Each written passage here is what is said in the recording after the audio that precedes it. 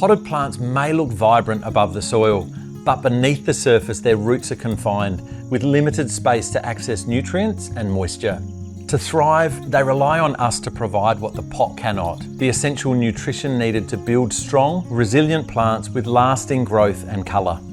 Strike Back for Orchids is a complete, organically based, nutritionally boosted fertiliser specifically developed to enhance the growth and flower development of orchids and all other flowering and fruiting plants. Strike Back for Orchids is best applied to established plants throughout spring, autumn and winter every 4 weeks.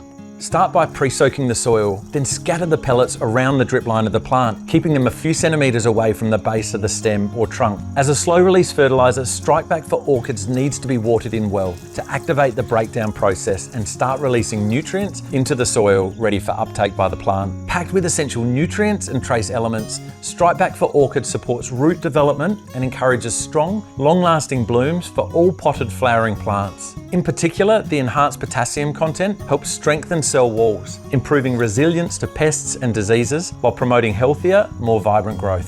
For more information, visit the Nutrog website or call into your local garden centre to shop the Nutrog range.